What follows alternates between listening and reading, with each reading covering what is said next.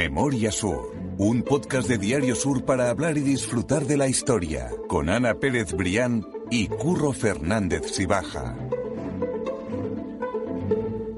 Hola Ana, ¿qué tal? Hola Curro, buenos días. Hoy estamos de oferta en el podcast, hoy tenemos un 2x1, y es que hay dos historias relacionadas con los Reyes Católicos que queríamos contar porque nos parecen muy interesantes. Absolutamente, con esa época fascinante. Exactamente, absolutamente, sí, pero como eran historias más cortitas, pues hemos dicho, oye, vamos a agruparla porque si no se nos va a quedar un capítulo muy pequeño. Además son dos historias muy curiosas, ¿no? Que yo creo que a la gente que nos sigue les va a gustar. Es muy interesante. Vamos a contar dos historias. Una es cuando la prostitución era legal en Málaga, y una historia más que es muy interesante y desconocida, que tú contaste hace poco en el periódico, y es un intento de atentado a los Reyes Católicos en Málaga. Sí, justo. Que es sorprendente. ¿Y por qué se salvaron? ¿Y cuál fue el proceso que llevó, bueno, pues a esa bendita confusión que al final terminó por salvar a los Reyes Católicos, ¿no? ¿Y quién fue la protagonista de que los Reyes Católicos efectivamente no fueran víctimas de un atentado? Eso es. Así que vamos a empezar por ese momento en el que la prostitución era legal en Málaga.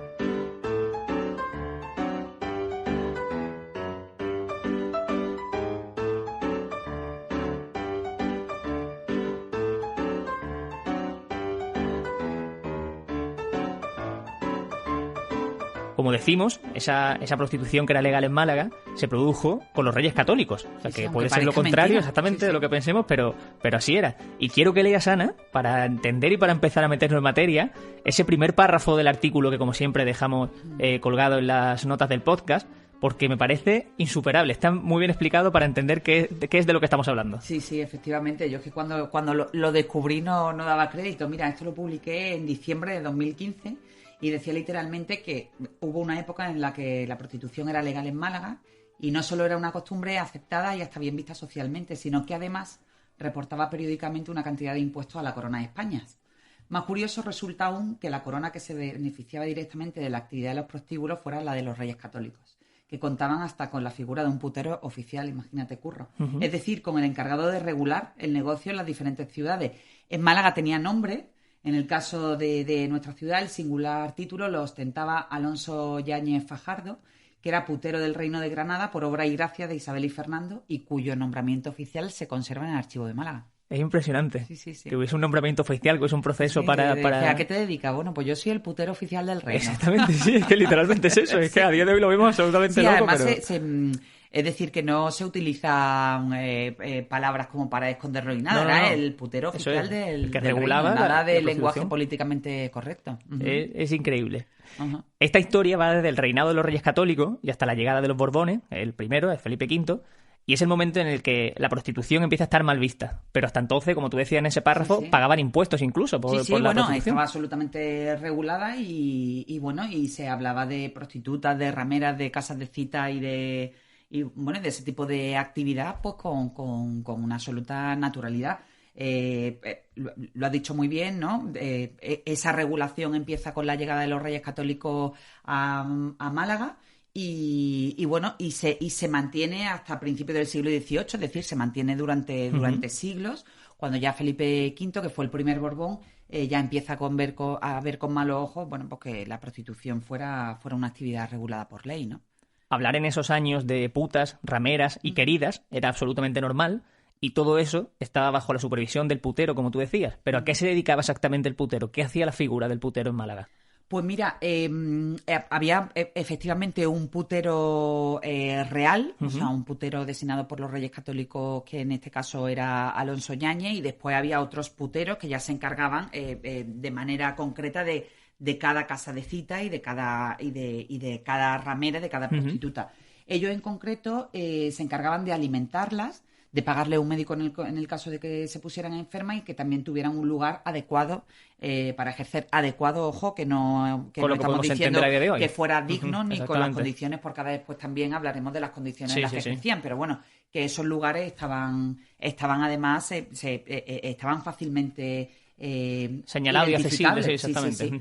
Y además había también en la ciudad estaba el ranking de los lugares pues donde estaban los mejores prostíbulos, los prostíbulos medios y ya las putas de arrabal, que era ya como el último eslabón de la cadena de la prostitución, que eran las que ejercían extramuros, ¿no? Fuera de la ciudad. Eso es lo que quiero que hablemos, porque claro, al estar reglado y al estar también había jerarquizado, lógicamente. eso es, había, como tú dices, estamento, estaba jerarquizado perfectamente, y en ese último lugar estaban las putas de arrabal, que eran las que estaban a la afuera de la ciudad, las que no tenían, digamos, ningún tipo de control, sanitario, por decirlo así, y que las condiciones eran las peores, obviamente. Sí.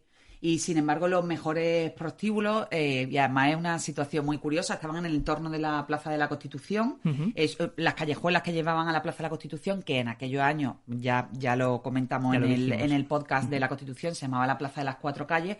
Bueno, todo ese entorno recibían el nombre de la calle de las 12 Revueltas, posteriormente calle de las 7 Revueltas. Bueno, aquel lugar de la ciudad era el espacio neurálgico. Tenemos que recordar que allí estaba el ayuntamiento, la cárcel, la plaza de toros de Quita y Pon.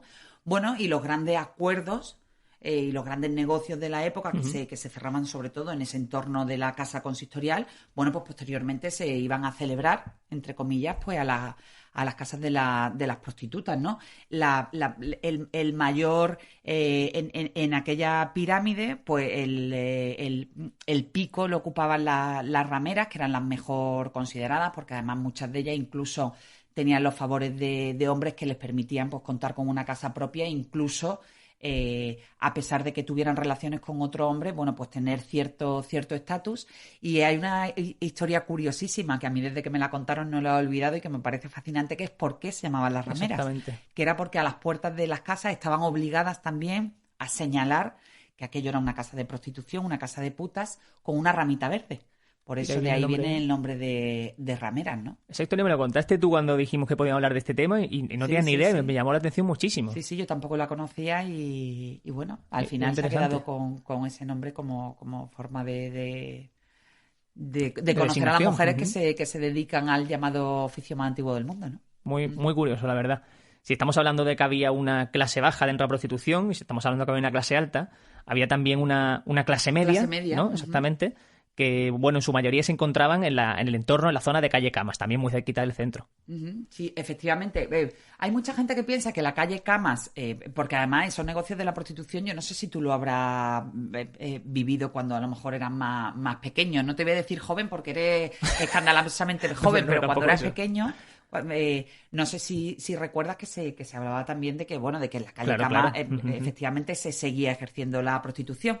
En cualquier caso, siempre ha sido un espacio muy vinculado al ejercicio de la prostitución, pero en realidad el nombre de calle Cama venía porque, o al menos eso cuentan los historiadores, que venía porque era un lugar pues donde había multitud de posadas donde los comerciantes que estaban a punto de emprender el viaje hacia el camino de Antequera y hacia sus diferentes destinos hacían parada y fonda en esas posadas. Lógicamente, en aquellas posadas se podía dormir y también pues se podía consumir ese servicio regulado de prostitución, ¿no? Ese servicio de clase media, ¿no? Que tenía su máxima expresión en la plaza, en la zona rica de la Plaza de la Constitución, y lo peor que era ya la zona de Arrabal, ¿no? Como has contado. Ya lo hemos comentado también, pero tenemos que saber y tenemos que recalcar que aunque estuviera arreglado, no podemos pensar que vivían cómodamente o que incluso eran siquiera económicamente estables. O sea, tenían que ejercer muchísimos servicios para tener una vida,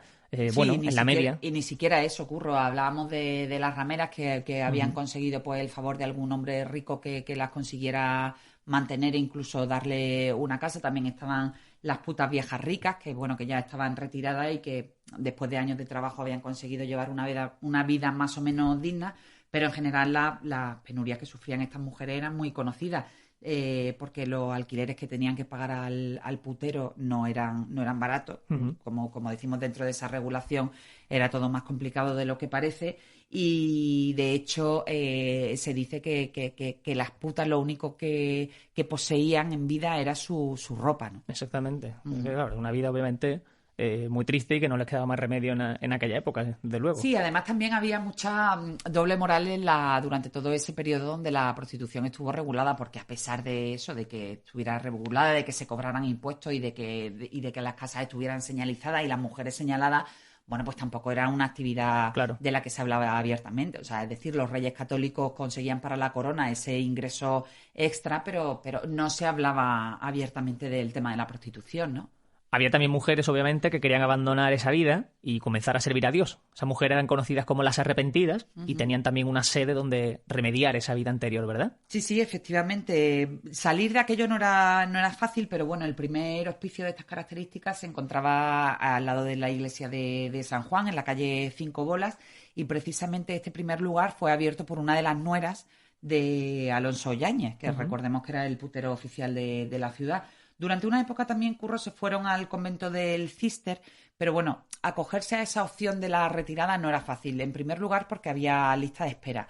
En segundo lugar, porque también hay que entender que las condiciones de las mujeres que ejercían no ejercían por gusto. Eran más mujeres que vivían en unas condiciones de extrema vulnerabilidad, eran viudas jóvenes que esa era la manera de dar sustento a su hijo y bueno, todo tipo de casuísticas que al final hacía muy complicado que se pudieran permitir renunciar a ese sustento, ¿no? También en estos conventos había lista de espera y había además unas condiciones, bueno, que no hacían fácil que pudieran acogerse a esa posibilidad, ¿no? Una de ellas es que haciendo también gala de la férrea moral de la época, quizás doble moral, era que tenían que ser católicas apostólicas romanas, ¿no? Entonces, bueno, pues ahí con ese requisito y bueno, y con los de la lista de espera, pues no era fácil acceder a ello. Bueno, muchas lo hicieron, muchas arrepentidas y consiguieron al menos reconducir su vida, ¿no? Pero bueno, no deja de ser un capítulo curioso de la historia de la absolutamente. ciudad, ¿no? Sí, hay un Sobre todo curioso. A mí me fascinó cuando encontré físicamente, porque además muchas veces cuando me cuentan esta historia y cuando voy a escribir de ella, me gusta que haya un documento base que no haga como que te tire a la piscina, ¿no? Venga, el putero oficial del reino. Y efectivamente, Curro, en el archivo municipal está conservado el documento que recoge el nombramiento de Alonso Yáñez como putero oficial del reino de Granada. Es muy curioso, muy al que curioso. Pertenecía también Málaga. Quiero recalcar que cuando hablamos todo este tiempo de putas, no lo hacemos de modo despectivo, sino porque era el nombre que llevaba, así, exactamente. Claro, no le estamos llamando prostitutas, sino putas, porque era el nombre como yo decía antes, que se arreglaba. No se esforzaban por eso, por el lenguaje políticamente correcto. Eran las putas, eran las rameras, eran las prostitutas y el putero oficial era el putero oficial. No tenía otra denominación. Eso es, pero bueno, quería aclararlo. Sí, todo nuestro respeto, por supuesto. Curiosa es esta historia que nos ha gustado mucho contar, pero también es muy curiosa uno de esos artículos que tú escribiste hace poco, o hace un mes si no me equivoco, o incluso menos, que es la historia de Beatriz de Bobadilla.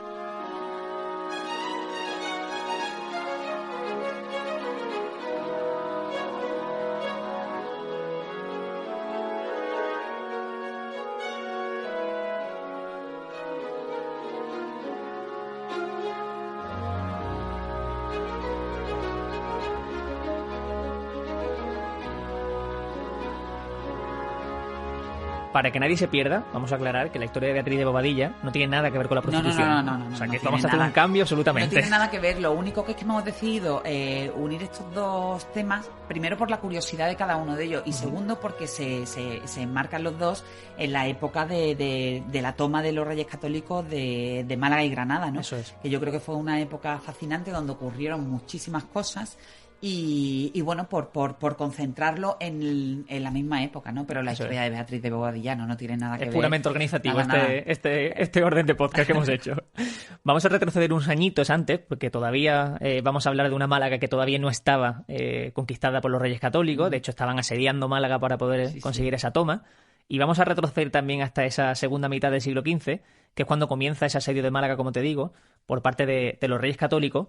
Y recordemos que se situaba el campamento base de Fernando en la zona de la Victoria, como ya hemos hablado exactamente en algún capítulo, y el de Isabel en la zona de la Trinidad. En la zona de la Trinidad. Estaban separados y ni siquiera los dos coincidían en Málaga. Pero bueno, esta historia de la que vamos a hablar ahora efectivamente se desarrolla en el campamento base de Fernando, que yo creo que ya hemos hablado con motivo del podcast de los Condes de Buenavista o de Anita Delgado. Ya me bailan un poco. Sí, pero ya son muchos. Pero sí que contamos que el rey Fernando estuvo en aquella zona, en la huerta de la Cíbar. Y también contamos, para que la gente también pueda retroceder y avanzar en nuestros podcasts, la historia de la Virgen de la Victoria, ¿no? Que fue un regalo del rey Fernando a la ciudad de Málaga y que a la vez había sido un regalo de su consuegro, de del padre de Felipe el Hermoso, de la Virgen de la Victoria. Esa historia vamos a dejarla como siempre en las notas del podcast para retomar esos podcasts anteriores que están relacionados con la historia que contamos y que son también muy interesantes. Pero vamos a volver a esa historia porque esa toma de Málaga pudo haber sido muy distinta si no llega a ser por una persona como fue Beatriz de Bobadilla, que era marquesa de Moya. Pero ¿quién era ella? ¿Quién era Beatriz de Bobadilla? Pues mira, Beatriz de Bobadilla fue dama de la reina, fue su consejera, su mano derecha y fueron amigas desde niñas. Posteriormente contaremos cuál fue la infancia en la que vivieron las dos, ¿no? Pero ella salvó literalmente a los Reyes Católicos de un atentado en Málaga, que de haberse llevado a cabo, bueno, pues hubiera dado un giro completamente diferente a la historia que hoy conocemos y que incluso hubiera convertido ese campamento de los Reyes del rey Fernando en la Victoria en la tumba de los reyes, ¿no? La historia es muy curiosa porque bueno, está muy bien documentada además en la Academia de la Historia se cuenta muy bien cuál fue el origen de ese atentado. Porque bueno, durante la contienda hay que recordar que los reyes estaban acompañados de sus manos derechas, cada uno de su corte, ¿no? En la corte de Isabel la Católica efectivamente estaba Beatriz de Bobadilla y su marido Andrés Cabrera, que era alcaide del Alcázar de Segovia. Los dos eran judíos conversos, pero bueno, en aquella época no representaba un problema para los reyes católicos, al menos en el caso de Beatriz y de su marido. Y bueno, la pareja se había convertido ya por méritos propios en el personal de confianza de los Reyes Católicos. Ambos estaban en ese campamento de Fernando el Católico cuando estaban avanzando, cuando estaban en pleno asedio de la ciudad de Málaga, llevaban unos 100 días en el campamento y bueno, y aquel lugar en concreto llegó un santón, conocido en la época un santón natural de Túnez, que venía de Guadix, que se llamaba Ibrahim al-Gherbi. Y bueno, y entonces ese hombre llegó allí guiado supuestamente por un sueño en el que Alá le había revelado cómo podía librar a la ciudad, que recordemos que en aquella época estaba en manos aún de los musulmanes de esa dominación católica, ¿no? Para eso tenía que esperar el momento adecuado para poder atentar contra los reyes, que realmente era el objetivo de al-Gherbi, y entonces esperó a que Isabel viniera a Málaga para animar a las tropas y a su esposo, ¿no? Quiero especificar que un santón, por si alguien no lo sabe, es una persona que tiene una vida apartada y centrada en la contemplación y en la penitencia, ermitaño. Exactamente, un ermitaño, pero que no es cristiano, básicamente. Eso es un santón, una persona, un ermitaño, pero que no se rige por el cristianismo, sino normalmente por la religión musulmana. Eso, exactamente. Efectivamente, bueno, pues con esa excusa de que él tenía información relevante sobre el asedio, pues al-Gherbi pidió ser recibido por el rey Fernando. ¿Qué ocurrió? Que al rey Fernando se podía decir que lo salvó el hecho de que en ese momento estaba durmiendo la siesta, ¿no? Porque la reina accedió a esa visita del santón a la tienda de Fernando, pero pidió que esa visita se pospusiera hasta que el rey terminara el descanso y ya pudiera recibirlo, ¿no?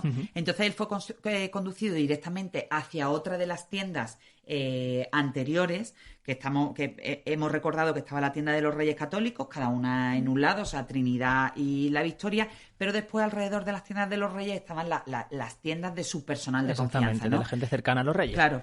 En ese contexto es donde entra pues la participación de Beatriz de Bobadilla en el atentado, porque dirigen al santón directamente a esa tienda anterior donde estaba Beatriz de Bobadilla, bueno, pues acompañada de otros miembros del séquito, ¿no? Como era el caso de Álvaro de Portugal, por ejemplo. Claro, sí, en este justo caso. Álvaro de Portugal, y entonces el santón, al entrar en aquella tienda y ver que tanto Beatriz como Álvaro de Portugal estaban pues elegantemente vestidos, con todo su ropaje y con todo su lujo, los confundió con los reyes. Rápidamente el santón fue a atacarlos, de hecho se sacó un cuchillo del fajín que llevaba y los atacó. En el caso de Álvaro de Portugal se llevó la peor parte porque recibió un machetazo en la cabeza que, bueno, logró salvar la vida, pero estuvo bastante grave. Y Beatriz de Bobadilla fue muy curioso porque se salvó según se recoge en esa Academia de la Historia, en los documentos de la época, por el oro que había en sus ropajes. Claro, porque Beatriz se zafó, pero no fue realmente por agilidad, sino por todo el lujo, por todo el lujo que llevaba, imaginaros, pues a lo mejor casi el fajín y casi petos, ¿no? En forma de escudos que finalmente la protegieron. El hecho es que los gritos de Beatriz consiguieron alertar a los soldados, que apresaron rápidamente a Algerbi. Y bueno, literalmente también se recoge en las crónicas que lo hicieron picadillo, es decir, lo mataron, lo desmembraron y lo colocaron en una catapulta y arrojaron sus restos al otro lado de la muralla de la Alcazaba, ¿no? Es curioso cómo esas ropas, esos tejidos de oro, ¿verdad? De hilos de oro tan fuertes y tan potentes fueron los que... Él, al final, es la historia que salvó a Fernando el Católico gracias a una siesta y gracias también al oro y a todos el lujo de las ropas de la dama de confianza de su esposa, ¿no? De Isabel. Eso es. Como tú decías, el cuerpo de Algerbi, que fue totalmente cortado a trozos y catapultado sobre las murallas musulmanas. Y los musulmanes le nombraron mártir por esa muerte, exactamente, pasó de santo a mártir. Y ese suceso, como puede imaginar todo el mundo, reforzó todavía más la relación que había entre ambas, entre la reina Isabel y Beatriz de Bobadilla, que ya de por sí era muy fuerte. Y quedó acuñado un término, un dicho, que ejemplifica muy bien la importancia de Beatriz, que me ha llamado mucho la atención, que si quieres decirlo, Ana. Está muy bien, vaya. De hecho, uno de los dichos de la época era: después de la reina de Castilla, la Bobadilla. Exactamente. Es decir, era su consejera, su mano derecha, en agradecimiento, por ejemplo, a aquella salvación del atentado. Beatriz de Bobadilla recibió unas casas en Sevilla, 30 esclavas que habían sido tomadas en Málaga, y también una posibilidad de enviar una carabela con mercancía a Guinea, con la excepción del quinto, que era un impuesto que se cobraba en la época, ¿no? Bueno, y efectivamente aquella historia, aquel episodio reforzó una amistad y una relación de confianza extrema que, sin embargo, venía de muchísimo antes, ¿no? Antes hemos hecho referencia a que contaríamos la infancia que compartieron las dos, pero bueno, que ya cuando quieras podemos totalmente. empezar a Iba a decir eso, que esa relación que tenían ambas era desde muy pequeñas, a pesar de que la diferencia era notable, porque se llevaban 11 años de diferencia, si no me equivoco. Sí, efectivamente, cuando se conocieron, Beatriz tenía 14 años y Isabel de Castilla tenía solo 3. Y bueno, y efectivamente la relación entre ambas empezó a forjarse desde la infancia, cuando ambas compartieron residencia en el castillo de Arévalo, que me he trasladado. El alcaide de este castillo era el padre de Beatriz de Bobadilla, y allí precisamente vivía custodiada y encerrada la reina viuda Isabel de Portugal, la madre de Isabel la Católica. Vivía con su hijo Isabel y Fernando por orden de Enrique IV, que era su hijastro, ¿no? La convivencia entre ambas duró 8 años y el vínculo nunca se rompió. De hecho, antes hacíamos referencia a ese dicho que después de la reina de Castilla, la Bobadilla, pero hay otro pasaje muy... No sé, yo creo que incluso tierno, que dejó escrito Gonzalo Fernández de Oviedo, que fue el primer cronista de la India, que dice literalmente, me acuerdo de verlas ya viejas, nunca la reina la llamaba sino hija marquesa. Eso era la medida de la relación que hubo entre ellas. La reina Isabel consiguió que la Bobadilla, como se la conocía, formara parte de su séquito de damas. Bueno, y en vida le dio innumerables privilegios. Algunos de ellas era contar con la copa de oro, que era la copa de la que habían bebido los reyes, y después había una cosa curiosa, que era un privilegio que consistía en los grandes acontecimientos religiosos. Por ejemplo, en las misas de Navidad, tanto Beatriz como su marido se colocaban a ambos lados de los reyes católicos para que en el momento de la paz la reina pudiera darle la mano a su amiga Beatriz y el rey pudiera hacer lo propio con el marido, ¿no? Era un gesto de confianza que daba también la medida del poder que tenían y de la ascendencia que tenían sobre los reyes, ¿no? Hubo muchísimos privilegios. Ana, perdón porque te corte. Eso es que había, y yo creo que a pesar de todo eso privilegios materiales, hubo uno que yo creo que es el más simbólico y seguramente el que más emocionó a la propia Beatriz. Justo porque ella fue la encargada de cerrar los ojos de Isabel a su muerte. Eso no era un gesto automático que la reina moría y se le cerraran los ojos, sino que era una ceremonia muy simbólica de la que se encargaba alguien de su máxima confianza, y que efectivamente fue la propia Beatriz, ¿no? La que a la muerte de Isabel de Castilla se encargó de cerrarle los ojos. Sí, que estamos hablando de un personaje que tenía un poder muy importante en la corona y además una relación directa con con el éxito en la toma de Málaga en este caso, por ejemplo, como hemos contado. Sí, sí. Hay, sin embargo, otra historia, y con esto ya acabamos, en la que pudo cambiar la historia también de los Reyes Católicos, y fue la primera posible boda de Isabel. Sí, sí, efectivamente. Bueno, no es un secreto que en la época todos los matrimonios estaban absolutamente concertados y entonces el rey Enrique IV, que recordemos que tenía encerrado en el castillo de Arévalo a la madre de Isabel con sus dos hermanos, quiso casar a Isabel, que entonces tenía 15 años, era muy joven, con Pedro Girón, que era un tipo que tenía muy mala fama, era además vasallo de unos 50 años, que bueno, que tenía fama de maltratador, que ya había tenido varios hijos y que no le gustaba nada a Isabel, ¿no? Entonces, el día antes de anunciarse el compromiso, Isabel se pasó toda la noche rezando para que no llegara ese momento.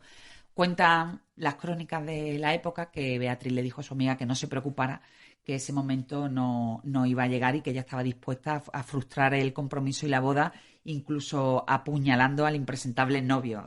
Se recoge literalmente en las crónicas, ¿no? Sí.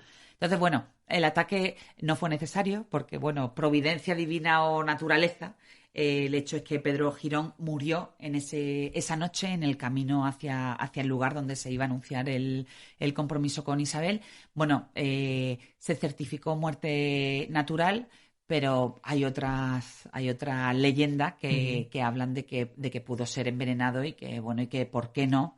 Probablemente Beatriz de Bobadilla tuvo mucho que ver en esa desaparición del novio, ¿no?